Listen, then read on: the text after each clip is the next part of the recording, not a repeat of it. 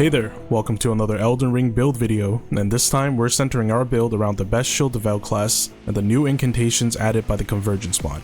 The Beast Devout is a wild and ferocious monk capable of conjuring and manipulating stone. Their arsenal consists of weapons used by both the Beastmen of Farum and the Crucible Knights. They focus on doing physical damage and use buffs to improve HP regeneration and damage negation. The build I have for you today is a melee-focused slugger that favors an aggressive playstyle. Trading blows with the enemy is the preferred style of combat, and this build wins by hitting hard while being sturdy. Not only did the Convergence Mod expand the spell repertoire of each of its classes, each class also gets one or two unique master spells. The Beast Devout has two master incantations, and for this build we'll be looking at Bestial Fervor. This incantation, like other legendary incantations, can be toggled on and off at will. When toggled on, our physical absorption is increased by 30%, and all other absorption are increased by 15%. We get increased poise and 10% more physical damage on our weapons. In exchange, our total FP is reduced by 85%. This grants an insane boost to melee combat and allows us to pull off long Ash of War and weapon combos without getting interrupted and take significantly less damage while trading blows with the enemy. In addition to this, we'll be using Bestial Strength as our offensive enchantment for 5% more physical damage and stamina recovery. Bestial Vitality as our defensive enchantment for HP regeneration, Blessing of Protection from the Golden Order incantations as our signature enchantment for 15% increase to all absorption and even more HP regeneration. And finally, Electrify Armament from the Dragon Cult incantations as our weapon enchantment for additional lightning damage on our weapon.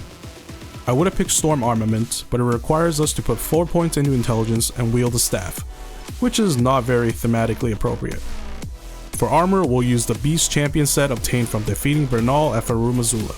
This armor set grants us 10% more physical damage on our weapons, on top of adding 5 points to both our strength and faith stats. Alternatively, you can also use the Crucible Axe set found in a chest in the tower right behind where Bernal invades you. For weapons, you can pick anything you like since we can just infuse them with Bestial Affinity for scaling. However, I recommend the Starfist and Stone Claws for their low stat requirements, or Dovis's Greatsword for its incredible Ash of War, and the good old Greatsword with Lion's Claw or Giant Hunt. Weapon skills that can be executed without having sufficient SP is great for this build. The damage may be reduced, but it allows us to spam the weapon skill even when our max SP is reduced by 85%.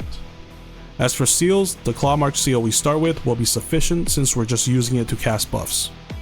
For talismans, we'll use two of the new talismans that boost physical damage and the Warrior Jar Shard to boost skill damage. The last slot will either be the Great Jar's Arsenal for heavy weapons or an additional damaging boosting talisman like the Ritual Swords Talisman or the Winged Swords Insignia if you decide to use weapons with multi-hits like the Stone Claws or Starfists. Let's move on to stats. For a level 150 character, we have 60 Vigor to hit the soft cap, 18 Mind for just enough FP to use most weapon skills while under Bestial Fervor. For whatever reason, the FP cost of weapon skills are reduced while we're in Bestial Fervor, where our max FP is also reduced, so 18 Mind may not seem enough, but trust me, it is. Next is our main skilling stat. We want to hit the highest soft cap of 80, but remember, our armor gives us 5 points, so we'll just leave it at 75. Points into endurance and dex will depend on the weapon of your choice. 19 points into endurance plus the Great Jar's Arsenal will put you just under 70% equip load with the Great Sword. 14 dex will meet the requirement of the Stone Claws, and any leftover points, we dump it into strength. This stat spread will allow for the use of all weapons mentioned earlier. Again, if you don't want to use the Great Sword, then put the points into strength instead of endurance, and if you don't want to use the Stone Claws, then put the points into strength instead of dex. That about covers everything for the build. If you want to play a melee character, this is in my opinion the best way to go. There is no reason to go pure strength or dex when you can get similar scaling and insanely powerful buffs by going faith. There are going to be a bunch of new weapons added in the version 1.3 of the Convergence Mod, and this build will go perfectly with any new physical damage weapons. For those that are more interested in caster oriented builds, I do have a Bestial Incantation build in the works. The Beast Devout class is surprisingly versatile, and I honestly didn't think too much of it until I gave it a whirl. It is definitely one of my favorite classes in the Convergence Mod, so I hope you give it a try.